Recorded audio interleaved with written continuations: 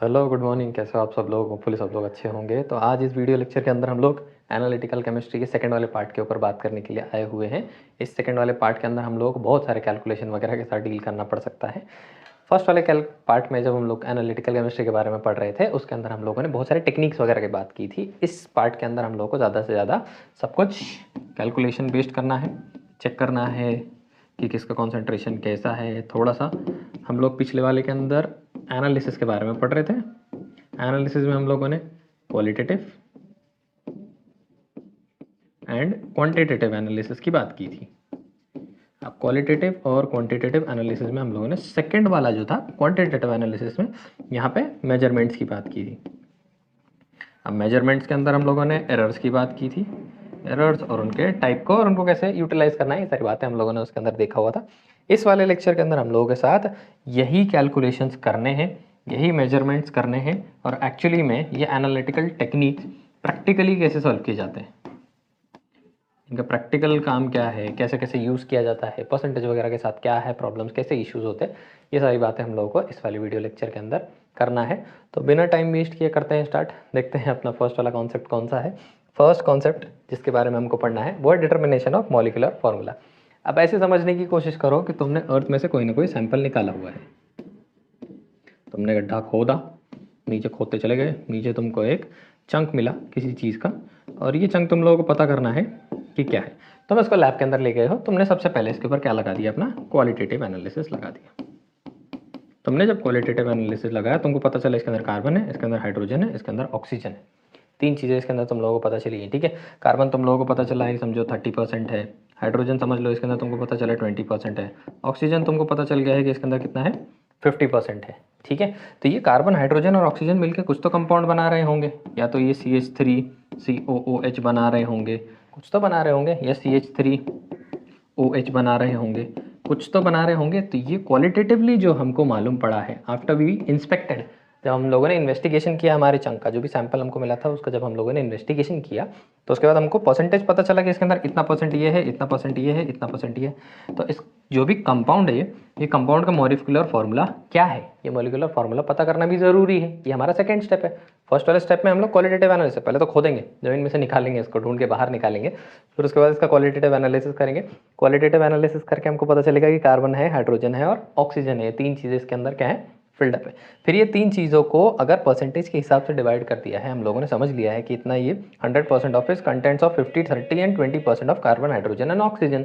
So what will be the molecular formula of this compound, यही part हम लोगों को इसके अंदर पढ़ना है, डिटर्मिनेशन ऑफ मॉलिक्यूलर फार्मूला। तो डिटर्मिनेशन ऑफ मॉलिक्यूलर फार्मूला अगर तुम लोगों को पढ़ना होगा तो उसके लिए तुम लोगों को ये तो कम से कम गिवन होना चाहिए ना कि कितना परसेंट ये है, कितना परसेंट ये है और कितना परसेंट ये है। ये तीन चीज़ें पता होंगी तभी तो पता कर पाओगे। तो बस यही काम है हमारा, हमको परसेंटेज को किस में कन्वर्ट करना है, फॉर्मूले के अंदर कन्वर्ट करना है। This is only about, this is what it's all about, determination of molecular formula. बहुत सिंपल और इजी कंसेप्ट है, कुछ भी ज़्यादा बात करने की जरूरत इसमें है ही नहीं। तो एग्जाम्पल के साथ समझने की कोशिश करते हैं क्या है। A compound contains 4.07% of hydrogen, 24.27% of carbon and 71.65% of chlorine by mass. ये परसेंटेज बाय मास रहेगा हर बार। Percentage by mass, mass percentage, weight percentage, ये कॉन्सेंट्रेशन की बात होती है। पीछे नेक्स्ट वाला जब कॉन्सेप्ट हम पढ़ना स्टार्ट करेंगे तो उसके अंदर हम लोगों को समझ में आएगा। अभी थोड़ा थोड़ा इजीली तुमको लोगों को लेके चलना है इसके अंदर। तो और जो भी हमने निकाला हुआ है उसका मोलर मास हम लोगों ने पता किया है, वो कितना मिल रहा है हमको, 98.96 ग्राम मिल रहा है। तो एम्फेरिकल फार्मूला कितना बनेगा, एम्फेरिकल फार्मूला क्या है, क्यों है, ये सारी बातें हम लोग इसके अंदर समझने वाले। एम्फेरिकल फार्मूला के साथ डेफिनेशन यहाँ पे था, हाँ ठीक है। तो सिंपलेस्ट रेशो है, सिंपलेस्ट रेशो मैं तुमको प्रैक्टिकली समझाने की कोशिश करूँगा तो तुम लोगों को ईजी पड़ेगा, ठीक है। तो मुझको पता चला है कि इसके अंदर हाइड्रोजन है, इसके अंदर हाइड्रोजन है, इसके अंदर कार्बन है और इसके अंदर क्लोरीन है। तीन चीज़ें मुझको समझ में आ गई है, हाइड्रोजन H, कार्बन, क्लोरीन, ठीक है। 35.5 इसका मोलर मास है, सॉरी मोलिकुलर मास है कार्बन का, 12 हाइड्रोजन का 1 है, 1.008 है, ये हमको पता चला है। इसका परसेंटेज मुझको बता रहा है 4.07%, ये चीज़ है। 24.27% ये वाली चीज़ है और 71.65% ये वाली चीज़ है। तीन चीज़ें मिली हुई है, ठीक है। तो हमेशा परसेंटेज एडअप होकर बनते कितना है, 100% बनता है। कोई भी चीज़ को एडअप करोगे तो टोटल लास्ट में तुमको कितना मिलना चाहिए, 100% मिलना चाहिए। इसका मतलब अगर मैं percentage of hydrogen plus percentage of carbon plus percentage of chlorine करूँ तो टोटल मुझको मिलना चाहिए 100%। टोटल मुझको मिलना चाहिए 100%। तो यहाँ पे है 4.07 प्लस 24.27 प्लस 71.65, इसको ऐड होकर के कितना मिलना चाहिए? टोटल 100 होना चाहिए। चेक कर लेते हैं। 71.65, 24.27, 4.07, 7 प्लस 14 19, ये हो गया 6 7 8 9, ठीक है। 1 प्लस 4 4 प्लस 4 1 8 8 और ये 99.99% मिल रहा है। आजकल मोस्ट ऑफ द साबुन जो है हमारे इतने ही जर्म्स मारते हैं, इतना ही परसेंटेज तुमको कैलकुलेशन में यहाँ पे मिला हुआ है। इसका मतलब है कि टोटल ये 100% है। अब ये पता करना ज़रूरी क्यों था? यहाँ पे एक हिंट तुम लोग बताना ज़रूरी है कि कभी कभी ये percentage of first element plus percentage of second element add हो करके समझो 74% ही हो रहे हैं, और टोटल मतलब इसको एक्चुअली में होना चाहिए 100, पर इन दोनों को ऐड करने से तुमको 74% ही मिल रहा है। इसका मतलब है बचा कुचा किसका परसेंटेज है? परसेंटेज ऑफ ऑक्सीजन है उसके अंदर। ये छोटा सा हिंट तुम लोग इस केस में याद रखना है कि होगा क्या कि तुमको मास परसेंटेज दिया हुआ होगा, लेकिन अगर उनको टोटल करने से 100 नहीं बन रहा है तो डिफरेंस बन रहा है। समझो 70% बन रहा है इन लोगों को ऐड करने से, और टोटल होना चाहिए 100। 30% का डिफरेंस है तो 30% उसमें क्या बैठा हुआ है? ऑक्सीजन बैठा हुआ है। समझ गए? याद रखना इतनी सी बात, अगर कभी परसेंटेज ऐड होकर 100 नहीं हुआ तो ऑक्सीजन होगा, और ये स्टेप अगर तुम लोगों ने मिस किया तो तुम्हारा फॉर्मूला नहीं बनेगा। फॉर्मूला बनने में गड़बड़ हो जाएगी। ऑक्सीजन को कंसंट्रेशन नहीं मिला ना, ऑक्सीजन गिवन नहीं रहता, पता करके चलना पड़ता है उसको। ठीक है, चलो। तो मुझको एक बात समझ में आ गई है कि 4 पॉइंट ये परसेंटेज और 24.27%, 71.65% will make 100% of the compound. जो भी कंपाउंड हमने ज़मीन से निकाला हुआ है उसका क्या बन जाएगा? ये 100% बन जाएगा। परसेंट उतना ही जितने ग्राम हो सकते हैं। इसका मतलब क्या है कि अगर मैं 100 ग्राम ऑफ आवर कंपाउंड ले लूँ, जो भी कंपाउंड हमने लिया, अगर मैं 100 ग्राम ले लूँ तो उसका 71.65% ये हो जाएगा, ग्राम ये हो जाएगा। 24.27 ग्राम्स हमारा उसके अंदर कार्बन होगा, और 4.07 ग्राम उसके अंदर हमारा क्या होने वाला है? हाइड्रोजन हो जाएगा। समझते हो? इतना परसेंट ये प्लस इतना परसेंट ये प्लस इतना परसेंट मेक्स 100%।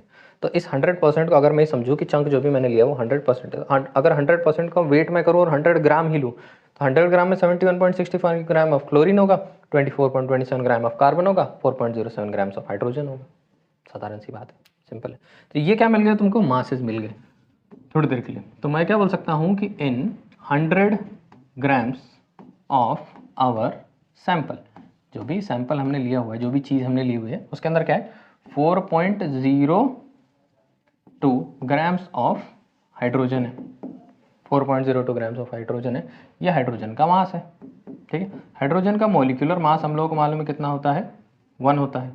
ठीक है, तो नंबर ऑफ मोल्स अगर मैं पता करने की कोशिश करूँ, number of moles of hydrogen अगर मैं पता करने की कोशिश करूं तो लिखूंगा मास अपॉन मोलर मास, जो आंसर हो जाएगा 4 मोल्स। कितना बन गया? 4 मोल। इसका मतलब जब मैंने 100 ग्राम लिया हुआ है मेरा एलिमेंट, तो उसके अंदर 4 मोल मेरे को क्या मिल रहे हैं? इसके अंदर हाइड्रोजन मिला हुआ है। 4 मोल इसमें क्या है? हाइड्रोजन। चलो ठीक है। वैसे ही मास ऑफ कार्बन, कार्बन का मास कितना है? 24.27 ग्राम हमारे सैंपल में। ठीक है, molar mass of carbon is 12, तो number of moles will be 24/12। Answer will be 2 मोल। 2 मोल मिल गए इसके अंदर मुझको। ठीक है, 2 मोल इसके अंदर मुझको मिल रहे हैं। सिंपल है, कोई प्रॉब्लम है? सॉर्टेड चल रहा है ना? ठीक है, थर्ड मैं इसके अंदर निकालने की कोशिश करता हूँ, mass of chlorine. Mass of chlorine निकालने की कोशिश करता हूँ। मास ऑफ क्लोरीन मुझको क्या पता चल रहा है? मास ऑफ क्लोरीन इसके अंदर है 71.65। ठीक है, 71.65 अपॉन मोलिकुलर मास अगर मैं कर दूंगा तो वो will be 35.5, almost 2 moles. Almost कितना है? 2 मोल। तो मुझको लगता है कि मेरे पास हाइड्रोजन 4 मोल है, मेरे पास ये 2 मोल है, और मेरे पास ये भी वैल्यू कितनी है? 2 मोल है। ठीक है, तो मुझको यहाँ पे मिल रहा है फॉर्मूला 4:2:2। क्या मिल रहा है मुझको? 4:2:2। ठीक है, ये मेरा क्या मिल रहा है मुझको? फॉर्मूला मिल रहा है, रेशो मिल रहा है ये कंपाउंड्स का कि 4। पर सिंप्लीफाइड फॉर्म में अगर मैं इसको लिखने की कोशिश करूँ, सिंप्लीफाइड रेशो अगर मैं लिखूँ तो मैं लिखूंगा 2:1:1। ठीक है, ध्यान से समझना, बहुत इंपॉर्टेंट है कि यहाँ पे सिंप्लीफाइड फॉर्म में मिल रहा है मुझको 2:1:1। देखो 4 2 2 मतलब 2 1 1, ठीक है, सब 2 से डिवाइड होंगे, पर एक्चुअली में मेरे कंपाउंड में कितने पे अवेलेबल है, 4 2 2 पे अवेलेबल है। ध्यान से समझना, तो ये जो रेशो मेरे को मिला हुआ है, ये रेशो जो है ये एम्फेरिकल रेशो है। इसको क्या बोला जाएगा, एम्फेरिकल रेशो बोला जाएगा। पीछे सरकते हैं, देखते हैं यहाँ पे क्या लिखा था, the simplest ratio of atoms of the constituent element in a molecule is called its empirical formula of the compound. फिर रेशो है, रेशो कंपाउंड में समझाता हूँ, समझेगा, ठीक है। तो ये जो रेशो है ये हमारा क्या है, एम्फेरिकल रेशो। एक्चुअली मैं एम्फेरिकल फॉर्मूला ही बोल सकते हो इसको, रेशो बोलना बंद कर दूंगा। एम्फेरिकल रेशो अगर मुझको तुमको बताना है, जैसा टेक्स्ट में है वैसे ही बताता हूँ। एम्फेरिकल रेशो अगर मैं सही टर्म्स में तुमको बताने की कोशिश करूं तो ये इससे कितना गुना कम है, कितने टाइम्स का डिफरेंस दिख रहा है, 2:2 2:1 2:1 2:4, डबल का डिफरेंस दिख रहा है, 2 का डिफरेंस दिख रहा है। तो एम्फेरिकल रेशो हम लोगों का इस केस में कितना हो जाने वाला है, 2 हो जाने वाला है, ठीक है। ये एम्फेरिकल फॉर्मूला बनेगा अपना। अब 2 इसके अंदर क्या है, 2 पीछे से रखते हैं, 2 for 4 मोल्स, तो इसके अंदर हाइड्रोजन है, ठीक है। एक इसके अंदर क्या है, एक इसके अंदर कार्बन है, एक इसके अंदर क्या है, क्लोरीन है, ठीक है। तो इसको मैं लिख सकता हूँ CH2Cl, ठीक है। ये क्या बना मेरा, ये मेरा एम्फेरिकल फॉर्मूला बन गया है।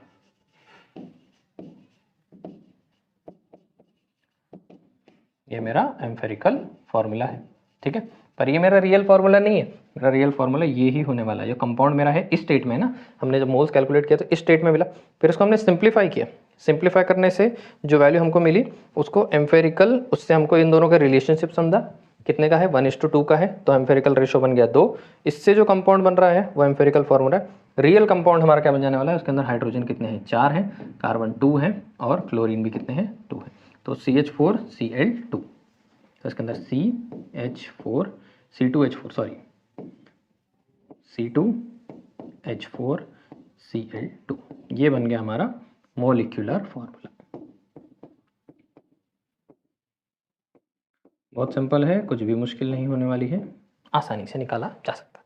तो ये बन गया मेरा मोलिकुलर फार्मूला, ये बन गया मेरा एम्फेरिकल फार्मूला, और पीछे दोनों के रिलेशनशिप से हमको जो मिला है वो हमारा एम्फेरिकल रेशियो है, C2H4Cl2, करेक्ट। समझते हैं, सिंपल है। तो कुछ नहीं करना है तुमको, परसेंटेज समझना है, परसेंटेज को मास में समझना है, मास से उनके नंबर ऑफ मोल निकालने, नंबर ऑफ मोल्स को जैसे गिवन है वैसे ही रख करके अगर कंस्टिट्यूएंट्स को उसमें फिट कर दोगे तो ये मिल जाएगा तुम लोगों को तुम्हारा मॉलिक्यूलर फार्मूला, ठीक है। और अगर तुम लोग उसको सिंप्लीफाई कर लेते हो, ये वैल्यूज को तुम सिंप्लीफाई कर लेते हो, सिंप्लीफाई करके तुम अगर इसको लिखते हो तो तुमको इन दोनों के बीच का रेशो समझ में आएगा, समझो 2 टाइम्स का है तो वो तुम्हारा बन जाएगा एम्फेरिकल रेशो। और इसी के अंदर अगर तुम कंस्टिट्यूएंट्स के डाल देते हो, 2 हाइड्रोजन, 1 क्लोरीन, 1 कार्बन, तो तुमको एम्फेरिकल फार्मूला मिल जाएगा। ध्यान से समझना, इसका इंपॉर्टेंट है, इसका मॉलिक्यूलर मास निकालोगे तुमको मिलेगा 49 के आसपास, ठीक है। इसका मॉलिक्यूलर मास तुम लोगों को उन्होंने बताया 98.96, ठीक है। तो 49 और 98.96 को अगर डिवाइड करोगे तो रेशो फिर से तुम्हारा क्या मिलने वाला है, तुमको 2 ही मिलने वाला है, ठीक है। इसी सम को सॉल्व करने की वैरायटी ऑफ टेक्निक्स हो सकते हैं, पर मैं तुम्हारा मिनिमम टाइम कंज्यूम करने के लिए यहाँ पे बैठा हुआ हूँ, इस वजह से मैं तुमको फटाफट इसके बारे में बता रहा हूँ कि यहाँ पर क्या होगा कि तुम पहले इधर तक पहुँचोगे, फिर सिंप्लीफाई करोगे, सिंप्लीफाई करके इसके अंदर डालोगे, डाल के इसका वेट निकालोगे, इसके वेट को समझोगे और गिवन मास को समझोगे 98.96, उन दोनों का रेशो निकालोगे, तुमको आंसर मिलेगा 2। इसका मतलब तुमको गिवन चीज़ को 2 से मल्टीप्लाई करने की जरूरत है, 2 से मल्टीप्लाई करोगे तुमको मिल जाएगा मॉलिक्यूलर फार्मूला। मैंने तुमको बताया रेशो निकालो, जिस स्टेट में है उसी स्टेट में सब्स्टिट्यूट कर दो, मॉलिक्यूलर फार्मूला बन गया। सिंप्लीफाइड स्टेट में सब्स्टिट्यूट कर दो, एम्फेरिकल फार्मूला बन गया। सिंप्लीफाइड और गिवन स्टेट के अंदर के रेशो को समझ लो, एम्फेरिकल रेशो बन गया। बड़े प्रेम से, बहुत सिंपल तरीके से, इजी इजी पीजी, समझता है, ठीक है। कॉपी करोगे, कॉपी करो फटाफट, चलते हैं फिर नेक्स्ट पे। चलो चलो चलो नेक्स्ट वाला देखते हैं। होपफुली देख लिया, इजी है, सिंपल है। 2 बातें तुम लोगों को याद रखनी है, एक तो ये अपना टेक्निक जुगाड़, ठीक है। दूसरा ये परसेंटेज के अंदर ऑक्सीजन वाला ड्रामा मत भूलना, परसेंटेज में ऑक्सीजन वाला लफड़ा होता है। यहाँ पर क्या होगा कि समझो कि इन दोनों, समझो ये क्लोरीन तुमको दिया ही नहीं होता था, ये कभी कभी तुमको दिया ही नहीं होगा, ऐसे इतना गायब रहेगा पार्ट, इतना गायब रहेगा और ये 100 से मैच करेगा नहीं, होगा ऐसे कभी कभी, ठीक है। इतना ही तुम लोग बताएगा कि कोई कंपाउंड निकाले हैं, उसके अंदर इतना हाइड्रोजन है, इतना क्लोरीन है, तो 4 इसको ऐड करोगे तुमको आंसर मिल जाने वाला है 28 मिलेगा, 0.34 मिल जाएगा, ठीक है। इज नॉट इक्वल टू 100%, समझते हो ना? तो ये चीज़ तुमको दिखी थर्ड। तो 28 के अंदर और 100 के अंदर डिफरेंस कितने का है? डिफरेंस अगर तुम पता करोगे तो तुमको 72% का डिफरेंस मिल रहा है। तो 72% इसके अंदर क्या है? ऑक्सीजन भी है, तो इसके अंदर परसेंटेज ऑफ ऑक्सीजन है वो कितना है? 72%। तब जाके कितना बनेगा? 100 बनेगा।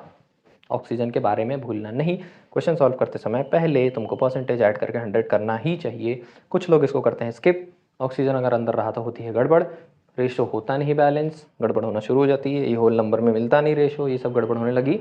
समझ जाओ तुमने यहाँ पे कुछ ना कुछ गड़बड़ की हुई है, ठीक है। और एक बात, दूसरी बात, जब इसके मोल्स निकालोगे तो कभी कभी वैल्यू मिलती है 4.002, 2.27 मोल्स, यहाँ पे 2.308 मोल्स, ऐसे मिलता है। मैं तुमको एक बात और समझा देना चाहता हूँ, ये 3.8 को भूल जाओ, 27 को भूल जाओ, ठीक है, ये 0.02 को भूल जाओ। जब तुम इसको रेशो में लाओगे, ये छोटे छोटे नंबर एक दूसरे को डिवाइड करके कुछ नहीं करेंगे, आगे के होल नंबर को ही कंसिडर करने की जरूरत है। होल नंबर को कंसिडर करो, हो जाएगा, क्योंकि क्या है 24.27 ग्राम है, मैंने देखो 24 रख के ही सॉल्व कर दिया। 0.27 कर सकते हैं मैनेज, थोड़ा सा कुछ नहीं होता, ठीक है, सिंपल है।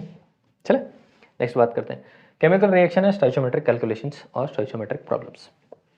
स्टोइचियोमेट्रिक प्रॉब्लम समझने के पहले तुम लोगों को कॉम्बिनेशन को समझना पड़ेगा। कॉम्बिनेशन क्या होता है कि तुम क्या करने निकले हो, तुम एक एलिमेंट, फर्स्ट एलिमेंट ए को ऐड करोगे सेकंड एलिमेंट बी, उससे निकलेगा थर्ड एलिमेंट सी और बनेगा फोर्थ एलिमेंट डी। ये बात तुम लोगों को समझ में आती है, ठीक है। इसके आगे रेशोज लगे रहते हैं 2 1 3 2, ऐसा कुछ ना कुछ लगा हुआ रहता है। इतनी बातें तुम लोगों को पहले पता होनी चाहिए कि ऐसे तुम लोगों को अपने केमिकल रिएक्शन दिखाई देते हैं, ठीक है। तो फर्स्ट तुम लोगों को जो बात याद रखनी है वो ये है कि ये जो 2 और ये जो 1, ये 3 और यहाँ पे लगा हुआ 2 है, ये हमको मोल्स बता देता है। ये हमको बता देता है कि 2 मोल इसके अंदर ए का वैल्यू लगा है, बी मोल 1 मोल इसके अंदर बी वाला एलिमेंट लगा है, 3 मोल इसके अंदर सी वाला एलिमेंट बना है, 2 मोल इसके अंदर डी वाला एलिमेंट प्रोड्यूस हुआ है। पहली चीज़ हमको ये जो चीज़ है ये हमको क्या बता देती है? मोल बता देती है, ठीक है। ये तुम लोगों को फर्स्ट चीज़ याद रखना है। सेकेंड चीज़ तुम लोगों को इसके अंदर याद रखना है कि यहाँ पे कंजर्वेशन ऑफ मास काम करेगा, कंजर्वेशन ऑफ मास काम करने वाला है। पहली चीज़ तुम लोगों को ये याद रखना है। थर्ड चीज़ तुम लोगों को इसके अंदर ये याद रखना है कि यहाँ पर होगा क्या कि यूनिटरी मेथड तुम्हारा काम करना शुरू कर देगा। यूनिटरी मेथड को बहुत सिंपल तरीके से समझाया जा सकता है। यूनिटरी मेथड में तुम लोग को याद रखना है कि 5 ग्राम ऑक्सीजन लगाओगे तो उसके वजह से 15 ग्राम CO2 बन जाएगा, शायद कार्बन के साथ मल्टीपल। तो अगर तुम 10 ग्राम लगाओगे तो उसके वजह से 30 ग्राम बनना चाहिए, तुम 20 ग्राम लगाओगे तो उसकी वजह से फिर डिपेंड करता है 60 ग्राम बनना चाहिए। ये यूनिटरी मेथड है, 5 से इतना बन रहा है तो 10 से इतना बनेगा, 20 से इतना बनेगा। ये को रिलेशन और डिपेंडेंसीज रहती है, और ये डिपेंडेंसी हमको किसने सिखाई है? ये डिपेंडेंसी हमको सिखाई है कंजर्वेशन ऑफ मास ने। फाइंड आउट हम कैसे करेंगे? यूनिटरी मेथड से करेंगे। इसके अंदर एक छोटा सा कंसेप्ट आएगा थोड़ी देर बाद, उसको बोला जाता है लिमिटिंग रीएजेंट। और लिमिटिंग रीएजेंट की कहानी क्या है वो हम लोग उस टाइम पे समझेंगे। फिलहाल हम लोगों को इसको सॉल्व करने समझना है, ठीक है। तो इतनी बातें हम लोगों को इसके अंदर समझनी है कि सबसे पहले तो ये जो आगे लगे हुए रेशोज हैं, ये रेशोज हमको किसके बारे में बता देते हैं? मोल के बारे में बता देते हैं। हमको मोल के बारे में बता देते हैं कि ये इतना मोल लगा है, उतना लगा है, उतना लगा है और उतना लगा, ठीक है। सेकंड, रिएक्शन हम लोगों को हमेशा बैलेंस्ड रखना होगा। रिएक्शन हम लोगों को हमेशा कैसा रखना रहता है? बैलेंस रखना रहता है। बैलेंस करने से हमको मोल्स पता चल जाएंगे, पहली बात याद रखना है। सेकंड, कंजर्वेशन ऑफ मास इनको सॉल्व करते समय याद रखना है हमको। थर्ड, यूनिटरी मेथड याद रखना है। ये बातें अभी दिमाग में रखो, ठीक है। फिर जब मैं इनको यूज़ करना स्टार्ट करूँगा तो वो टाइम पे तुम लोगों को थोड़ा अननोन अनफेमिलियर नहीं फील होगा, नॉर्मल फील होगा, ठीक है। चल भाई बड़ा वाला आ जा, ठीक है। तो इतनी बातें तुम लोगों को इस केस में याद रखना है, कुछ ज़्यादा मुश्किल है नहीं। लिमिटिंग रीएजेंट की कुछ तो कहानी है। लिमिटिंग रीएजेंट की एक बड़ी इंटरेस्टिंग कहानी है, करेंगे बात, वन बाय वन सब पे बात करेंगे, ठीक है। तो problem based on mass mass relationship, problem based on mass volume relationship, problem based on volume volume relationship type के स्टोइचियोमेट्री में 3 प्रॉब्लम होते हैं। इतना मास डाला तो इतना मास बनेगा, इतना मास डाला तो इतना वॉल्यूम बनेगा, इतना वॉल्यूम लगाया तो इतना वॉल्यूम बना हुआ है। जब यूनिटरी मेथड के अंदर जाओगे, इतना मास डालोगे तो इतना मास बन रहा है, इतना मास डालोगे तो इतना मास बन रहा है। जितना कम ज़्यादा होता है ना, इसको कम करोगे ये ज़्यादा होएगा, क्या ये होगा। जितना मास बढ़ाओगे उतना मास बढ़ेगा, प्रोड्यूस होगा। जितना कम मास डालोगे उतना कम प्रोड्यूस होएगा। तो इस रिलेशनशिप को क्या बोला जाता है? मास मास रिलेशनशिप डाला जाता है, relationship between the reactant and the product. ज़्यादा मास डालोगे ज़्यादा मास बनेगा, कम मास डालोगे कम मास बनेगा। सिंपल है, ठीक है। सेकंड, मास वॉल्यूम, जितना ज़्यादा मास डालोगे उतना ज़्यादा वॉल्यूम में प्रोड्यूस होगा। अगर गैस प्रोड्यूस हो रही होगी तो, अगर किसी रिएक्शन के अंदर लास्ट में CO2 गैस लिबरेट हो रही है, तुमने यहाँ बहुत कार्बन डाला हुआ है, बहुत ऑक्सीजन से रिएक्ट करवा रहे हो, तो उस वजह से क्या हो रहा है, CO2 बहुत बन रहा है। तो CO2 तो हमारा गैस है, गैस को हम किस में रखेंगे, वॉल्यूम में रखने की कोशिश करेंगे। गैस को वॉल्यूम में क्यों रखते हैं इसके बारे में भी बात हो जाएगी थोड़ी देर बाद। तो गैस को हम लोग किस में रखेंगे, वॉल्यूम में रखेंगे। तो जितना मास ज़्यादा डालोगे उतना ज़्यादा वॉल्यूम प्रोड्यूस होएगा प्रोडक्ट का। इसको क्या बोला जाता है, मास वॉल्यूम रिलेशनशिप बोला जाता है, ठीक है, कोई बात नहीं। थर्ड, अगर तुमने किसी गैस को ही किसी गैस से रिएक्ट करवाया हुआ है, तो जितना वॉल्यूम ऑफ गैस बढ़ाओगे रिएक्टेंट में उतना वॉल्यूम ऑफ गैस बढ़ेगा तुम्हारे प्रोडक्ट में। जितना कम वॉल्यूम ऑफ गैस डालोगे उतना कम वॉल्यूम इसके अंदर जाएगा। ये भी सिंपल है। चौथी चीज़ तुम लोग याद रखना है, गैसेस के साथ कहानी क्या है, gases at standard temperature and pressure, that is temperature equals to 0 degree Celsius and pressure equals to 1 bar अगर है, तो इसके अंदर 22.4 लीटर्स ऑफ वॉल्यूम होगा। फिक्स है, कोई भी गैस ले लो, कोई टेंशन नहीं, कोई भी गैस ले लो, टेम्परेचर 0 डिग्री सेल्सियस ले जाओ, प्रेशर 1 बार ले जाओ, वॉल्यूम चेक करो, वॉल्यूम उसका होगा 22.4 लीटर्स, कहीं कहीं लिखा होता है 22.4 डेसीमीटर क्यूब, एक ही बात है। बहुत सिंपल है, कुछ भी ज़्यादा डिफिकल्ट नहीं है। इतनी बातें तुम लोगों को इसके अंदर याद रखनी है, कैलकुलेट करना है, बस। कभी करते हैं फटाक से, चलते हैं, शुरू करते हैं प्रॉब्लम्स। हाँ, डिस्टर्बेंस पीछा नहीं छोड़ती। चलिए, तो फर्स्ट वाला प्रॉब्लम सॉल्व करने की कोशिश करते हैं। इतनी सारी कहानी मैंने तुम लोगों को बताई, ये बात भी याद रखना है, ठीक है। ये वॉल्यूम टाइप रिलेशनशिप जब समझेंगे ना तो उसके अंदर काम आएगा अपने को। देखते हैं प्रॉब्लम मास मास रिलेशनशिप पे पहले समझने की कोशिश करते हैं। Calculate the mass of carbon dioxide and water produced from combustion of 24 grams of methane gas. अच्छा, ठीक है, मीथेन गैस है, CH4 हाइड्रोकार्बन है, किससे रिएक्ट करेगा, कंबशन हो रहा है, ऑक्सीजन से रिएक्ट करेगा, क्या प्रोड्यूस करेगा, CO2 प्रोड्यूस करेगा, और क्या प्रोड्यूस करेगा, H2 प्रोड्यूस करेगा। नियम है, हाइड्रोकार्बन अभी पढ़ना बाकी है, 10th स्टैंडर्ड में थोड़ा बहुत पढ़ा हुआ है, पर फिर भी बता रहा हूँ। कोई भी हाइड्रोकार्बन कंबस्टिबल फ्यूल जलाओगे उसके वजह से ऑक्सीजन के साथ ही जलेगा, CO2 और H2 प्रोड्यूस करेगा। सिंपल सी बात है, कुछ भी इसके अंदर मुश्किल है नहीं। और तुम लोगों को इसको क्या करना पड़ता है, थोड़ा सा बैलेंस करना पड़ता है। करेक्ट करके देखो, यहाँ पे कार्बन एक, ऑक्सीजन 2, ऑक्सीजन यहाँ पे 3 है, ठीक है, ऑक्सीजन का गड़बड़ है। तो यहाँ पे हमको क्या करना पड़ेगा, इसको 2 लगा देता हूँ, इसको 2 लगा देता हूँ। ऑक्सीजन 4 हो गए, ऑक्सीजन 2 + 2 4 हो गए। हाइड्रोजन कितना हो गया, हाइड्रोजन 4 हो गया, हाइड्रोजन 4, कार्बन हो गया। सबसे पहला स्टेप नंबर 1 बैलेंसिंग, ठीक है। बैलेंस कर लेने के बाद हम लोगों को सबका मोलिक्यूलर मास निकालना है, इन सब का मोलिकुलर मास निकालेंगे। तो कार्बन का मोलिकुलर मास है 12, इसका 1 × 4 प्लस 2 टाइम्स ऑफ 16 × 2, 2 कार्बन 16 16, वो भी मल्टीप्लाई बाय 2, ठीक है। यहाँ पे मुझको क्या प्रोड्यूस करके दे रहा है, मुझको कार्बन दे रहा है, कार्बन कितना है 12 प्लस 16 × 2, ठीक है, प्लस 2 टाइम्स ऑफ वाटर का मेरे को मालूम है 18, वाटर हमको पता है, वाटर कितना है 18, ठीक है। इतना ही क्लियर करते चलेंगे। इसका मुझको मिल रहा है आंसर 16 एटॉमिक मास यूनिट, ठीक है, प्लस यहाँ पे 16 2 32 2 64 एटॉमिक मास यूनिट्स। यहाँ पे 16 2 32 और ये 12 32 44 ग्राम्स एटॉमिक मास यूनिट, 8 दूनी 36, फुल टाइम हिंदी, ठीक है, 44 यूनिट्स। सिंपल है। ये क्या हम लोगों ने फाइंड आउट किया, ये हम लोगों ने पता किया एक मॉलिक्यूल का वेट, एक मॉलिक्यूल का मास पता किया। एक मॉलिक्यूल के अंदर एक कार्बन है, 4 हाइड्रोजन है, और एक का वेट हम लोगों ने पता कर लिया है, कितना है 16 यूनिट है। ध्यान से समझना, 16 यूनिट है। अब नंबर ऑफ मोल्स की कंसेप्ट जब याद थी मुझको, तो number of moles was mass into molecular mass, याद है, number of moles is mass into molecular mass. तो अगर मैं 1 मोल सब्सटेंस ले लूँ, समझो मैं सिर्फ 1 मोल, यहाँ पे कितना लिखा हुआ 1 ही है ना, चलो उसकी बात नहीं करेंगे। नंबर ऑफ मोल्स में कितना कंसिडर कर रहा हूँ 1, ठीक है। 1 मोल अगर मैंने लिया हुआ है तो उसका मास अपॉन मॉलिक्यूलर मास का रेशो हो जाएगा 1, ठीक है। तो इसका mass will be equal to इसका मॉलिक्यूलर मास, थोड़ी देर के लिए mass will be equal to molecular mass हो जाएगा। सिंपल है, mass will be equal to molecular mass. इसका mass will be equal to molecular mass, तो इसका 16 यूनिट है, तो मास इसका बन जाएगा 16 ग्राम। अगर मैंने 1 मोल लिया हुआ है तो इसकी जगह पे मैं 16 सब्स्टिट्यूट करूँगा। मास हम लोग किस में कैलकुलेट करते हैं, ग्राम में, तो मास मुझको मिल गया 16। इस मास को हम क्या बोला करते थे, इसको हम बोला करते थे मोलार मास। मोलार मास क्या होता है, molar mass is mass of 1 mole of substance. कोई भी सब्सटेंस को अगर तुम सिर्फ 1 मोल लेते हो तो उसका मास कितना होता है, तो उसका मास उसके मॉलिक्यूलर मास के बराबर ही होता है। किसी भी चीज़ का 1 मोल अगर तुम लोगे तो उसका मास कंसिडर करोगे। पार्टिकल्स नहीं, पार्टिकल 6.023 × 10⁻23 ही मिलने हैं तुमको, उसकी बात नहीं है।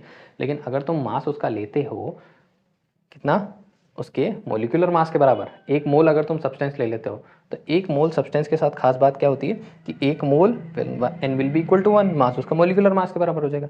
जितना मास उतना ही उसका मॉलिक्यूलर मास। पर मॉलिक्यूलर मास यूज़ किया जाता है, हम लोग मेजर करते हैं यू में, मोलार मास हम लोग मेजर करते हैं ग्राम में। तो मोलार मास इसका भी कितना मिल रहा है हमको, 16, that will be the mass of 1 mole of a substance. ठीक है, चलो ये बात अपने को समझ में आई। इसका मतलब क्या है, क्यों किया ये ड्रामा, देखते हैं क्यों किया। तो अगर मैंने 60U लिया है तो अगर मैं 1 मोल सब्सटेंस ले लूँगा तो 16 ग्राम हो जाएगा। ठीक है, 1 ही मोल अगर मैं इसको ले लूँगा तो 64 ग्राम हो जाएगा। एक्चुअली 2 मोल है ये, 32 ग्राम होना चाहिए 1 मोल लिया तो। यहाँ पे 44G हो जाएगा और यहाँ पे 36G। अगर मैं मोलार मास के लेवल पे बात करना शुरू कर दूँ तो, अगर मैं मोलार मास के लेवल पे बात करना शुरू कर दूँ तो ये काम होना शुरू हो जाएगा। इसका मतलब है कि 16 ग्राम प्लस 64 ग्राम मिल के 44 ग्राम प्लस 36 ग्राम्स बनाते हैं। 16 grams of CH4 reacts with 64 grams of 2O2 oxygen gives 44 grams of CO2 and 36 grams of H2O। अगर हम 16 ग्राम CH4 को 64 ग्राम 64 ग्राम्स O2 से ऑक्सीजन से रिएक्ट करवाएंगे तो हमको 44 ग्राम्स ऑफ CO2 मिलेगा एंड 36 ग्राम्स ऑफ H2O मिलेगा। पर हमने क्या किया हुआ है, हमने 24 ग्राम्स ऑफ मीथेन लगाया है। तो 16 ग्राम हमने मीथेन कितना लगाया हुआ है, हमने तो मीथेन लगाया है 24 ग्राम्स, 16 ग्राम तो लगाया नहीं। ठीक है, तो कितना इसमें कार्बन डाइऑक्साइड प्रोड्यूस होगा और कितना इसके अंदर H2O प्रोड्यूस होगा, ये हमसे पूछ रहा है। ठीक है, तो सिंपल है, 16 ग्राम्स जब तुम लोगों ने CH4 लगाया तो उसके वजह से 44 ग्राम्स ऑफ तुमको CO2 मिलता था। 24 ग्राम अब तुम लोगों ने इसके अंदर क्या लगा दिया है, CH4 लगा दिया, तो उसकी वजह से कितना ग्राम मिलेगा, ये लग गया तुम्हारा यूनिटरी मेथड। ठीक है, फॉर किसके लिए, फॉर CO2। ठीक है, अब फॉर H2O के लिए देखते हैं, उसी को पकड़ते हैं, चाहे ऑक्सीजन को पकड़ लो चाहे CH4 को पकड़ लो। ठीक है, 16 ग्राम तुमने CH4 लगाया तो कितना वाटर बना था, 36 ग्राम्स। अगर तुमने 24 ग्राम लगा दिया है इस बार तो उसके वजह से वाटर कितना बना नहीं पता, फिर से बन गया ये तुम्हारा यूनिटरी मेथड। इस वैल्यू को अज्यूम कर लिया जाएगा x, इसको वैल्यू को अज्यूम कर लेंगे x will be equal to 24 × 44 divided by 16। यहाँ पे x will be equal to 24 × 36 divided by 16 कर दो, 8 2 ज़ा 8 3 ज़ा 3 बचा, 2 1 ज़ा 2 22 ज़ा मल्टीप्लाइड बाय 22, आंसर आ गया 66 ग्राम्स ऑफ CO2। कितना प्रोड्यूस हो रहा है CO2, 66 ग्राम्स। ठीक है, 8 3 ज़ा 8 2 ज़ा 2 1 ज़ा 2 18 ज़ा 18 3 ज़ा 8 3 ज़ा 24, ऊपर बचा 2 54 ग्राम्स ऑफ H2O। समझ गए, बहुत सिंपल है, इजी है, मास बाय मास का रिलेशनशिप, बस यही है। ये मोलार मास और इसकी कहानी जो है गहराई में, उसको ध्यान से समझ के रखना, काम आएगा, मज़ा आता है इसके साथ। ठीक है, सिंपल है, कॉपी करेंगे, चलो फिर कॉपी करो और फटाक से चलते हैं पॉज करके नेक्स्ट वाली वीडियो। नेक्स्ट वाला देखो क्या बोल रहा है, how much CO2 will be produced on decomposition of 5 grams of CaCO3। कोई बात नहीं, CaCO3 क्या करता है, डिकम्पोज होता है, प्रोड्यूस करता है CaO प्लस CO2। ठीक है, CO3 क्या करने वाला है कि CaO और CO2 प्रोड्यूस करने वाला है। खुद जब ये जलता रहेगा तो हीट भी प्रोड्यूस करेगा, गैसेस भी इवॉल्व होंगी, दुनिया का ड्रामा होने वाला है। ठीक है, अब कैल्शियम वगैरह की बात यही हो गई है, फिर से ये गैस है। ठीक है, क्या प्रोड्यूस हो रहा है यहाँ पे, हाउ मच CaO पूछा हुआ है। ठीक है, CO2 पूछा होता वॉल्यूम की कहानी आ जाती बीच में, पर ठीक है फिलहाल CaO पूछ रहा है। अब ध्यान से फिर वही कहानी है, हम लोग क्या करेंगे, इसका मोलर मास निकालने की कोशिश करेंगे। तो इसके लिए क्या करना पड़ेगा, ये 40 है प्लस कार्बन कितना है 12 है प्लस ऑक्सीजन 16 16 के 3 है, मिल करके 40 CA बनाते हैं, 40 प्लस 16, ठीक है, ऐड कर लेते हैं। 16 3 ज़ा 48 प्लस 12 प्लस 40 और 40 50 60 100 एटॉमिक मास यूनिट्स, ठीक है। और यहाँ पे कितना हो जा रहा है 56 एटॉमिक मास यूनिट्स। CO2 निकालने की ज़रूरत है नहीं क्योंकि CO2 की हमको ज़रूरत है नहीं। तो हमने जब 100 एटॉमिक मास यूनिट तो 100 ग्राम इसका मोलर मास, 56 ग्राम्स इसका मोलर मास। 100 ग्राम मिल करके 56 ग्राम बनाता है, 100 ग्राम्स मिल के 56 बनाता है। तो 5 ग्राम मिल के कितना बनाएगा अननोन। ये हो जाएगा 100 divided by 5 will be equal to 56 divided by x, x will be equal to 56 multiplied by 5 divided by 100। 100 को डिवाइड करना नहीं, मैथ्स आता होगा तो 5 6 हो जाएगा 30, 5 5 हो जाएगा 25, 5 5 25 प्लस 3 28 28 डिवाइडेड बाय 100। अब ये 100 को नहीं काटा होगा तो आसानी से डेसिमल में एडजस्ट हो जाएगा, काम बन गया तुम्हारा। अगर तुमने उसको काटा होगा अगर इसको बहुत जोश में है 5 1 5 5 2 5 0 हाँ मैंने 100 डिवीजन में कभी भी 100 आ जाए, 1000 आ जाए, 10 आ जाए, काटने के पहले रुक जाओ, ऊपर की चीज़ों को मल्टीप्लाई कर लो, डेसिमल में एडजस्ट कर दो। काटने को उतावल काटते देखे मिला तुरंत, मौका मिला तुरंत कैलकुलेशन में काट ही दोगे 1 मिनट के अंदर, नहीं, आराम से चिल लेके थोड़ा सा कॉपी कर लिया, चलें। काफ़ी लंबी कहानी है, चलते हैं भैया चलते हैं। नेक्स्ट देखो, how many litres of oxygen at standard temperature and pressure are required to combine completely 2.2 grams of propane C3H8। भाई साहब प्रोपेन ओपेन आ गए हैं पिक्चर में। प्रोपेन है, हाइड्रोकार्बन है, फ्यूल है, जलेगा, CO2 प्रोड्यूस करेगा, H2O प्रोड्यूस करेगा, नियम है हमेशा से, कोई इसके अंदर हमको कभी कन्फ्यूजन था नहीं। इसको करना पड़ेगा बैलेंस, बैलेंस में करते बैठूंगा नहीं, कर लेना। 5 3 4 बैलेंस्ड है, पता है मुझको, पता है ठीक है। इसका मोलर मास निकालने की कोशिश करेंगे, इसका मोलर मास निकालेंगे, इसका मोलर मास निकालेंगे, इसका मोलर मास निकालेंगे, इसका मोलर मास निकालेंगे।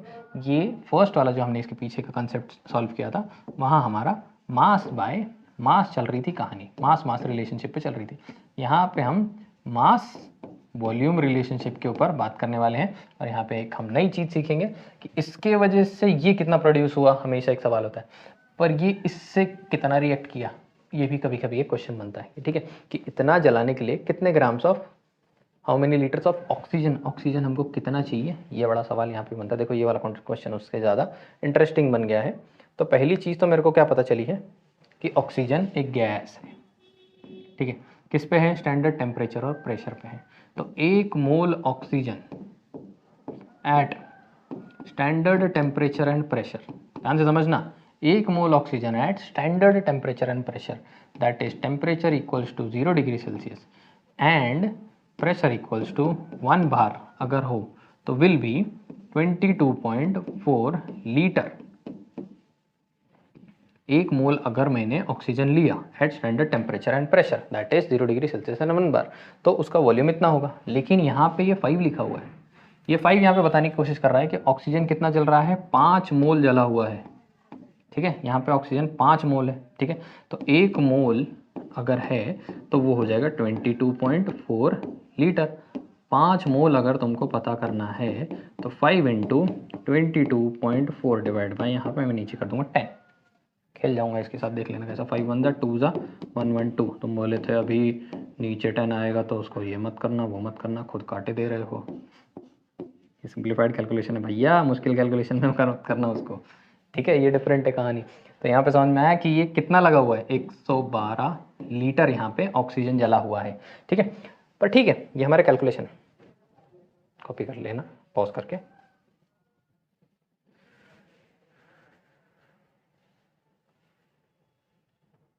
ठीक है, 112 ग्राम यहाँ पे लगा हुआ है, लेकिन 112 ग्राम किसके साथ जल रहा है, C3, कार्बन कितना है हमारा 12, कार्बन हमारा 12 है मल्टीप्लाइड बाय 3, ठीक है, प्लस हाइड्रोजन हमारा 1 है मल्टीप्लाइड बाय 8, 12 3 जा 36, 8 1 जा 8, आंसर हो जाएगा 44 ग्राम।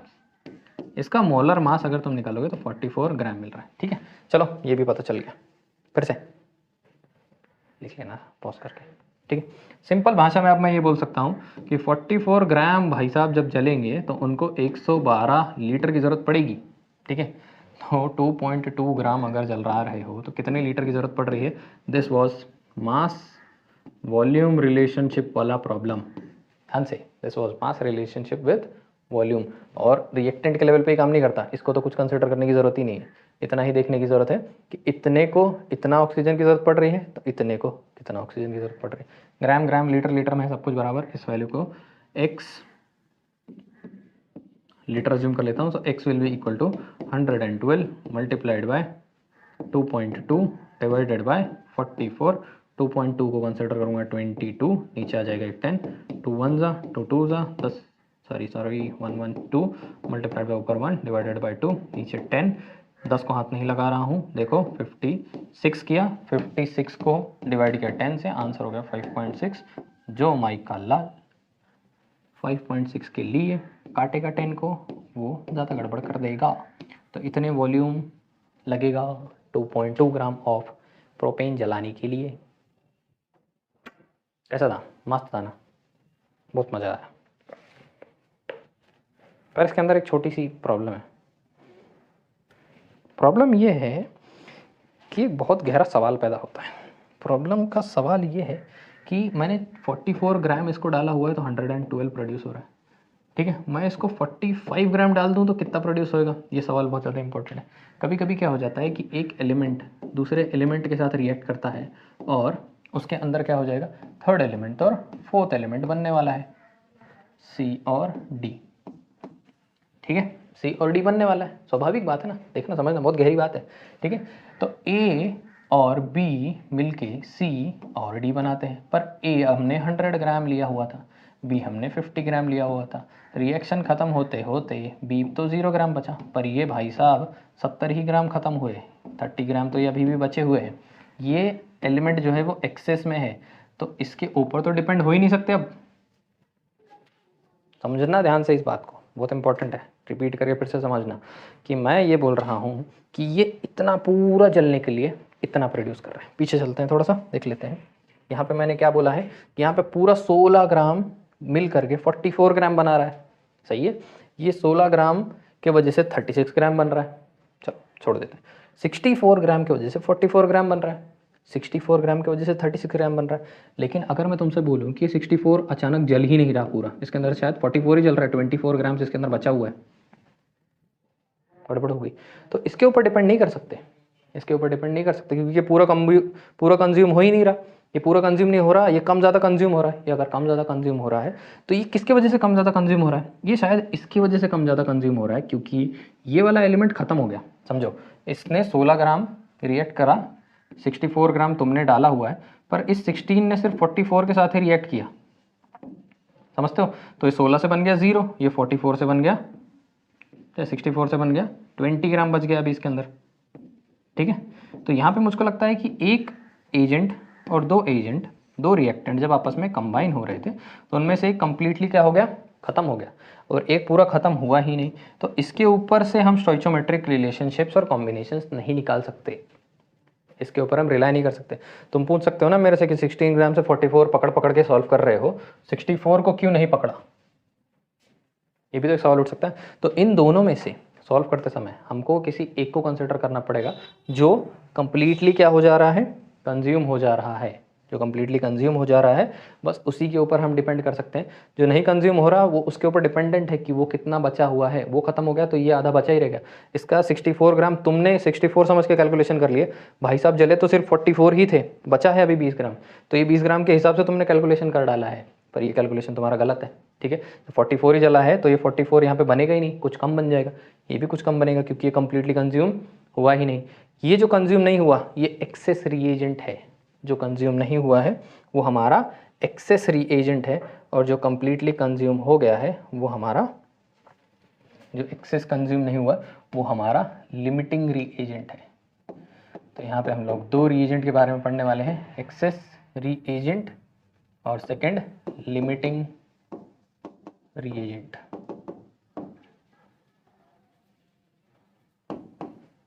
बहुत मज़ेदार।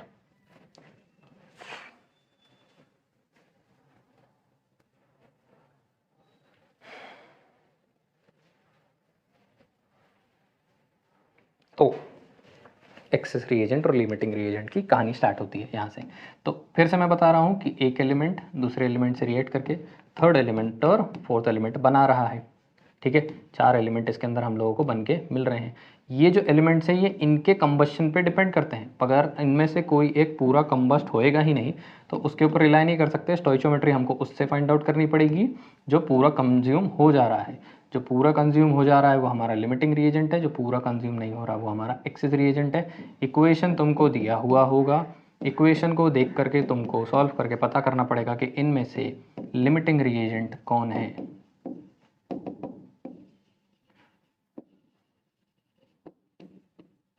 और उसी लिमिटिंग रिएजेंट को तुम कंपैरिजन के अंदर स्टोइचोमेट्री में इस्तेमाल करोगे, दूसरे को इस्तेमाल नहीं करोगे। तुमने जो सीखा अभी तक उसके अंदर आ गया है थोड़ा सा ट्विस्ट। तुम इनमें से किसी भी एक को कंसीडर नहीं कर सकते हो। 16 को ले लूँ और कंपेयर कर लूँ, 64 के हिसाब से कंपेयर कर लूँ, नहीं। उन दोनों में से कोई एक को ही पकड़ना है। जिसको पकड़ना है वो कंप्लीटली कंज्यूम्ड हुआ होना चाहिए।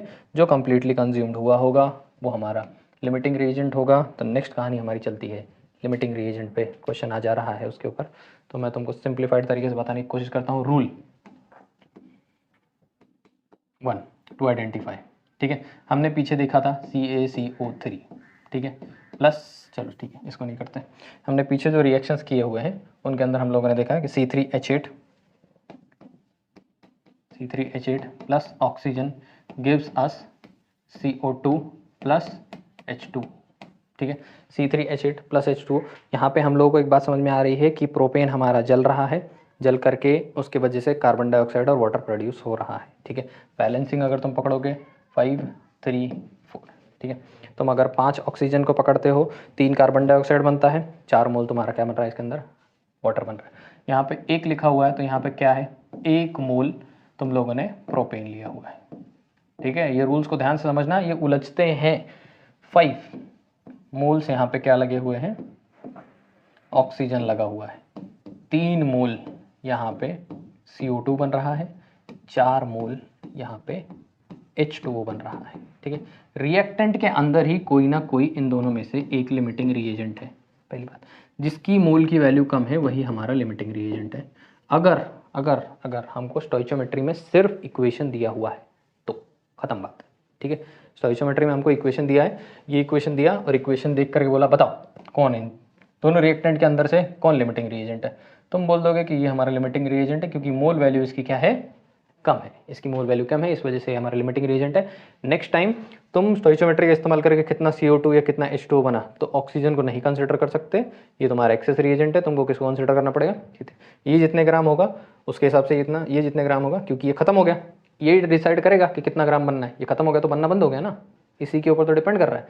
ये तो एक्स्ट्रा बैठा है, ये एक्स्ट्रा अभी 10 ग्राम 20 ग्राम एक्स्ट्रा ही है, इसको तो और ये थोड़ा मिलेगा तो और बनेगा अभी, तो इसके ऊपर रिलाई नहीं कर सकता, ये रिलायबल नहीं है।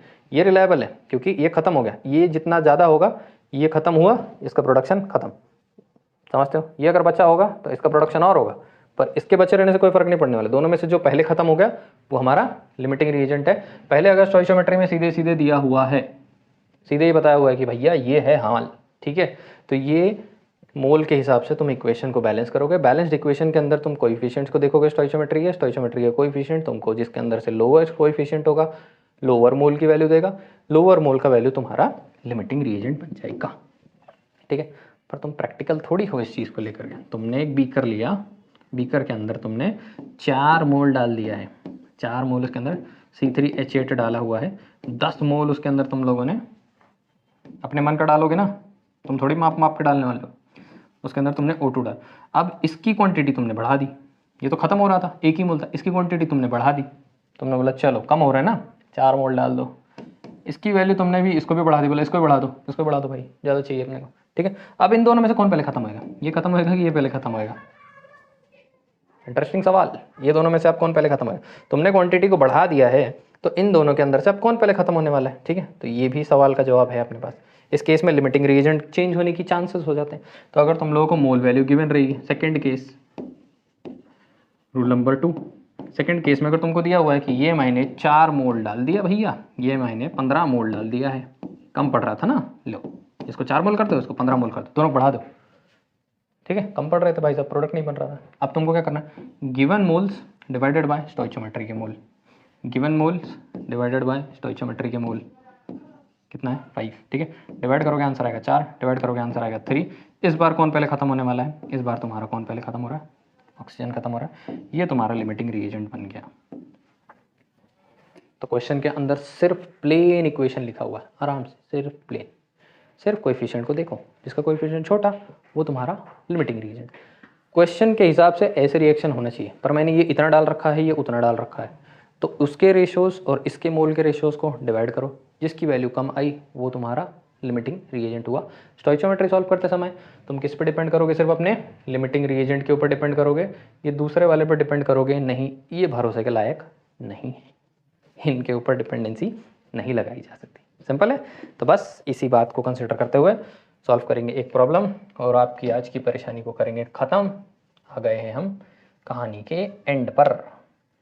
इरेजर चल नहीं रहा। इरेजर ऐसा इलेक्ट्रॉनिक रेजर जैसे सुनाई देता है। अगर कोई दाढ़ी बनाने की मशीन जो इलेक्ट्रॉनिक हो तो उसको इरेजर भी तो बोला जा सकता है। इरेजर वो इरेजर है, ठीक है। बकवास बाद में, बकैती करने में बड़ी मजा आती है। हमारे पास है क्या? हम बना रहे हैं यूरिया, किसको रिएक्ट करवा रहे हैं? अमोनिया को। किससे करवा रहे हैं? CO2 से। और NO2CO + H2O in this process. चलो ठीक है, आजा भाई नीचे आजा, थोड़ा छोटा हो जा, बहुत ही बड़ा है। ठीक है ठीक है, कोई बात नहीं। बैलेंस रिएक्शन ही हमको दिया हुआ है। NH3 2 times of NH3 will give me CO2 and NH2 times of 2CO + H2। ठीक है, बैलेंस करके हमको दिया हुआ है, कोई तकलीफ नहीं। अब जो रिएक्शन को देख करके हमको समझ में आता है, पहले वो समझने की कोशिश करेंगे, ठीक है। NH3 नाइट्रोजन 14, हाइड्रोजन 3 है, तो ये 3 हो जाने वाला है। टोटल इसके अंदर आंसर मिल रहा है मुझको, शायद इसका मोलार मास मुझको मिल रहा है 17 ग्राम, ठीक है। पर मल्टीप्लाई होगा 2 से, हो जाएगा 34 ग्राम्स, 34 ग्राम ये चाहिए। CO2 कार्बन हमारा 12 है, ऑक्सीजन हमारा 16 to 32, आंसर आ रहा है हमारा 44 ग्राम्स। 32 ग्राम्स 44 ग्राम्स के साथ रिएक्ट करके बनाने वाला है। नाइट्रोजन हमारा 14 है और 2 टाइम्स ऑफ 14 होने वाला है, प्लस हाइड्रोजन हमारा 4 टाइम्स है, तो plus 4 times of 1, plus carbon हमारा 12, प्लस ऑक्सीजन हमारा 16, 12 2 से 28, प्लस 14 प्लस 12 प्लस 16, ठीक है। 8 12 20 20 2 4 5 6 7, ओके गड़बड़ हो रही है क्या कुछ? 28 4 1 ज़ा 4, 4 ऑक्सीजन, ठीक है। 4 हाँ 60 आएगा, ये मैं 14 कंसिडर कर लिया गलती से। 60 ग्राम्स, ये कितना बन रहा है? 60 ग्राम्स, प्लस यहाँ पे कितना हाइड्रोजन बन H2O बन रहा है हमारा 18 ग्राम्स, ठीक है। ये मुझको लगता है कितना मोल लगा हुआ है यहाँ पे? 2 मोल लगा हुआ है, 2 मोल है इस केस में, 1 मोल है। ये भी कितना बना हुआ है? 1 मोल बना हुआ है, और ये भी कितना बना हुआ है? 1 मोल बना हुआ है। क्लियर है, ठीक है। स्टोइचोमेट्री की बात पूछी जाए सीधे सीधे तो ये मेरा लिमिटिंग रिएजेंट है। अगर उसने आगे की बात नहीं की होती तो, ध्यान से समझना, यहाँ पे से बच्चे कंफ्यूज होते हैं। सिर्फ तुमको रिएक्शन दिया हुआ हो तो उस रिएक्शन को देख करके तुम बोल सकते हो कि ये लिमिटिंग रिएजेंट है, लेकिन अगर ये 2 मोल, ये 1 मोल, ये 34 ग्राम दिया है, ये 44 ग्राम दिया है, तभी 34 ग्राम नहीं दिया, कितना दिया? बोला 637 ग्राम्स ऑफ, मैंने NH3 डाला हुआ है और 1142 ग्राम्स ऑफ CO2 लगा हुआ है, ठीक है। तो ध्यान से समझना कि ये कंडीशन तो गई काम से, ये अब हमारा लिमिटिंग रिएजेंट नहीं रह गया, क्योंकि हम लोगों ने वैल्यू को चेंज कर दिया। अगर सिर्फ रिएक्शन के हिसाब से मोलर मास निकालो, इनमें से मोल पे ध्यान दो, ये कम मोल वाला है, ये तुम्हारा लिमिटिंग रिएजेंट है, पहले खत्म होगा। मास पे मत जाओ, 44 है 34 है, कंफ्यूज मत हो, ये तुम्हारा क्या हो जाएगा? पहले खत्म हो जाएगा। लेकिन इसने बोला भाई 34 ग्राम डाला ही नहीं, कितना डाला है? 637.2 ग्राम से इसको डाला हुआ है, ठीक है। और इसको कितना डाला हुआ है? 1142 ग्राम से इसको डाला हुआ है। अब मेरे को बताओ ये कौन पहले खत्म होएगा? कौन पहले खत्म होएगा? ठीक है, ये 34 ग्राम है तो ये 2 मोल है, ये मेरे को मालूम है। ये 44 ग्राम है तो ये 1 मोल है, ये मेरे को मालूम है। ये भी 1 मोल है, ये मेरे को मालूम है, ये 1 मोल है। पर ये कितना मोल है और ये कितना मोल है, ये अपने को नहीं पता, ठीक है। लेकिन इसका मास पता है कितना है? 337.2 डिवाइडेड बाय NH3 का मोलर मास कितना होता है 34, ठीक है। इसको डिवाइड करने की कोशिश करोगे तुमको क्या मिल जाएगा, तुमको number of moles of NH3 मिल जाने वाले हैं, ठीक है। क्लियर है, सिंपल है। वैसे ही तुम CO2 को समझने की कोशिश करो। CO2 1142 ग्राम्स तुमने डाला हुआ है मास, ठीक है। उसका मोलर मास कितना होता है 44 ग्राम्स होता है, 44 यूनिट्स कंसिडर कर सकते हो अगर तुम इसके नंबर ऑफ मोल्स निकालने की कोशिश कर रहे हो तो, ठीक है।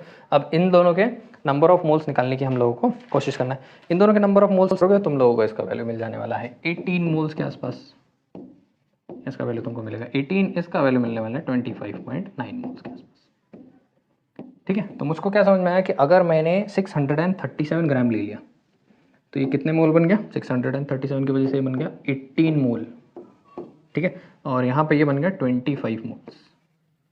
शुरुआत में अगर तुम लोगों ने देखा होता कि ये तुम्हारा लिमिटिंग रिएजेंट था क्योंकि एक ही मोल थे, इस केस में ये 18 हो गया है और ये 25 मोल हो गया। तो यहाँ पे हम लोगों ने पता कर लिया है अपना लिमिटिंग रिएजेंट। ध्यान देना, यहाँ पे हम लोगों को पता चल गया है कि हमारा लिमिटिंग रिएजेंट जो है वो NH3 है, क्योंकि इसकी हमारे गिवन मास के हिसाब से मोल की वैल्यू कम है। तो हम किसके ऊपर डिपेंड कर सकते हैं, हम इस पे डिपेंड कर सकते हैं, ठीक है। इसके ऊपर हम डिपेंड अब नहीं कर सकते, CO2 हमारे पिक्चर के बाहर चले गया। तो हम किस पे डिपेंड कर सकते हैं, NH3 पे डिपेंड कर सकते हैं। Which of the two reactant is a limiting reagent, answer मिल गया हमको NH3। हाँ, calculate the mass of NH2CO formed, ठीक है। तो सीधी भाषा में अब हम उसी का इस्तेमाल करेंगे। अगर हमने 34 ग्राम्स उसको लिया था तो उस वजह से कितना प्रोड्यूस हो रहा था, 60 ग्राम प्रोड्यूस हो रहा था।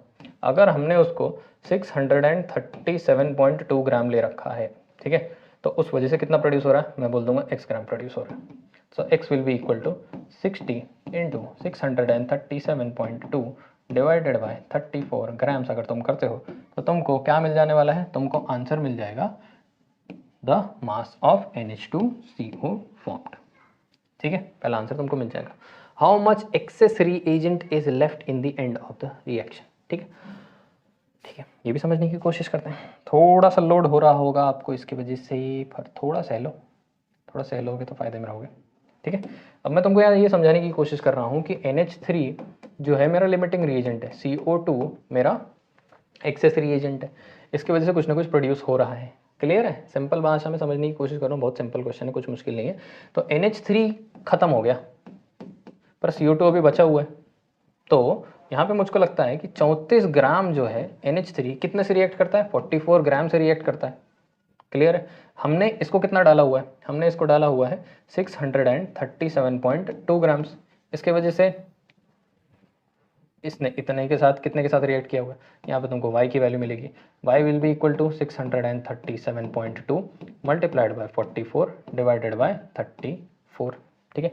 ये वैल्यू तुम निकालोगे, यहाँ पे तुमको पता चलेगा सबसे पहले, इससे तुमको क्या पता चलने वाला है, इससे तुमको पता चलेगा अमाउंट ऑफ ऑक्सीजन कंज्यूम्ड, कितना ऑक्सीजन कंज्यूम हुआ है, ठीक है। तो यहाँ पे तुमको ऑक्सीजन कंज्यूम कितना हुआ है ये पता चल जाएगा। ऑक्सीजन इतना कंज्यूम किया पर ऑक्सीजन तुमने डाला कितना है, ऑक्सीजन तो तुमने इसके अंदर डाला हुआ है, ऑक्सीजन बोल रहा हूँ सॉरी, CO2 1142, ठीक है। हमने कितना डाला हुआ है, 1142 डाला हुआ है, और इसके अंदर से ये वैल्यू हमको क्या करनी पड़ेगी, सब्ट्रैक्ट करनी पड़ेगी। तो इससे हमको आंसर में क्या मिल जाने वाला है, इससे हमको आंसर में मिल जाएगा amount of access reagent left, ठीक है। इससे हमको ये वैल्यू मिल जाएगी amount of access reagent. Simple सा क्वेश्चन है, बहुत इजी है। कैलकुलेशन तुम लोगों के ऊपर है, कैलकुलेशन तुम लोगों को करना है। डिवाइड करोगे, फिर से पूरी कहानी ध्यान से समझने की कोशिश करना कि हो क्या रहा है। यहाँ पर इतना अमोनिया इतने कार्बन डाइऑक्साइड के साथ मिलकर इतना यूरिया और इतना H2O बनाता है। इन लोगों के ग्राम्स की वैल्यू हम लोगों ने पता की, पर इस स्टैंडर्ड स्टेट में होता तो CO2 हमारा लिमिटिंग रिएजेंट हो जाता, क्योंकि स्टोइचोमेट्री के उसका हिसाब से उसका वैल्यू जो है वो छोटा है, सॉर्टेड है, ठीक है। पर हमने ये वैल्यू उसको बढ़ा दिया, हमने 34 ग्राम नहीं लिया, हमने 637 ग्राम ले लिया, हमने 1142 ग्राम लिया हुआ है। हम क्या करेंगे, 637 और 1142 ग्राम्स अगर इसका मास है तो ये इसका मोलर मास है। मास और मोलर मास को डिवाइड करोगे, उनके मोल मिल जाएंगे, 18 मोल और 25 मोल।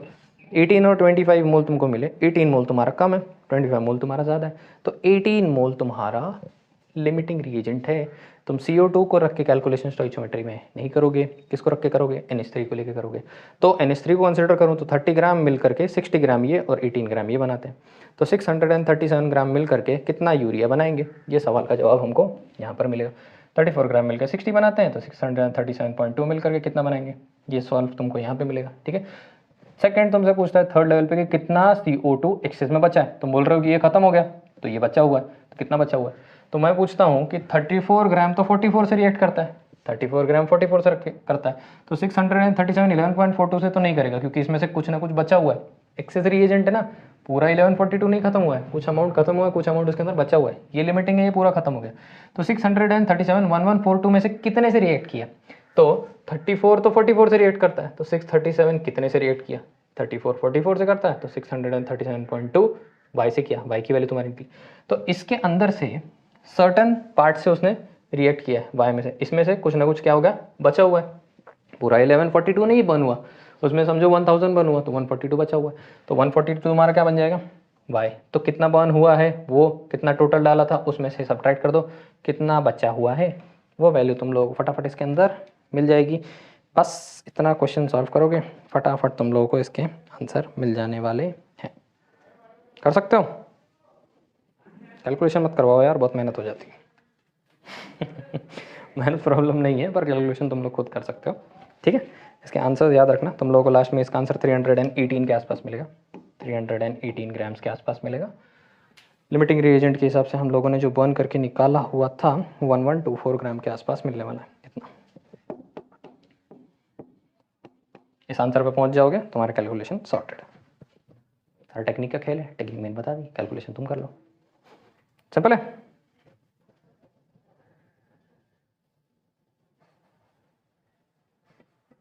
हो गया फिर भाई, यही है कहानी आज के लिए। नेक्स्ट वाले पार्ट के अंदर हम लोग पढ़ने वाले हैं कॉन्सेंट्रेशन ऑफ सॉल्यूशंस के अंदर, उसके अंदर क्या होगा क्या नहीं होगा वो देखेंगे। इतने पार्ट को मजबूत कर लेना, काफ़ी कैलकुलेटिव है। NCERT में इसका नाम मोल कंसेप्ट है, स्टेट बोर्ड की बुक्स में एनालिटिकल केमिस्ट्री के नाम से लिखा हुआ है। वजन उतना ही है, कंसेप्ट उतना ही कॉम्प्लिकेटेड सबके लिए हो जाता है। मोल को ध्यान से समझ के रखना, क्योंकि ये करता है गड़बड़ आगे चल के। ठीक है, हाँ, तो हम लोगों ने काफ़ी कॉम्प्लिकेशंस देख लिए हैं, कैलकुलेशन, एम्पेरिकल फार्मूला, ये वो बहुत सिर दर्द हो गया। इस वाले पार्ट के अंदर थोड़ी सी कहानी जो है वो सिंपल है, हमको सिर्फ सोल्यूशन की कॉन्सेंट्रेशन के ऊपर बात करना है कि सोल्यूशन को कॉन्सेंट्रेशन निकालने का क्या क्या तरीका हो सकता है। तो बेसिक्स तुम लोगों को थोड़े से याद रखने चाहिए कि सोल्यूशन जो होता है वो दो पार्ट का बना हुआ होता है, एक तो होता है उसके अंदर सोल्यूट और दूसरा होता है उसके अंदर सॉल्वेंट। ठीक है, लेसर अमाउंट, जो लेसर अमाउंट को संभालेगा वो तुम्हारा सोल्यूट होगा, जो हायर अमाउंट को उसके अंदर रहेगा वो तुम्हारा सॉल्वेंट हो जाने वाला है। ठीक है, सॉल्यूट जितना ज़्यादा डालोगे कॉन्सेंट्रेशन उतना ज़्यादा बढ़ेगा। ठीक है, सॉल्वेंट जितना ज़्यादा होगा कॉन्सेंट्रेशन उतना कम होगा। ठीक है, नींबू पानी वाली बात है, जितना ज़्यादा पानी डालोगे उतना फीका लगने वाला है, जितना कम पानी होगा उतना ज़्यादा टेस्ट आएगा, जितना ज़्यादा नींबू और शक्कर होगा उतना ज़्यादा टेस्ट आएगा, जितना कम नींबू और शक्कर होगा उतना कम टेस्ट आएगा। तो वो नींबू पानी तुम्हारा बन गया सोल्यूशन, नींबू और शक्कर तुम्हारा सोल्यूट, सॉल्वेंट तुम्हारा पानी, पानी डाल के पीते हो तो, सोडा डाल के पीते हो तो सोडा। ठीक है, तो इन लोगों के कॉन्सेंट्रेशन के बारे में हम लोगों को बात करना है।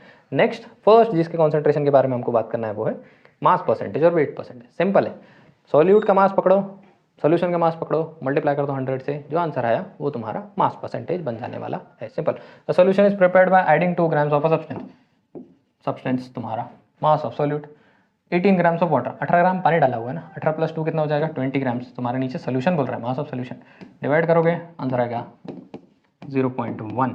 ठीक है, मल्टीप्लाई करोगे 100 से, आंसर आ जाएगा 10%।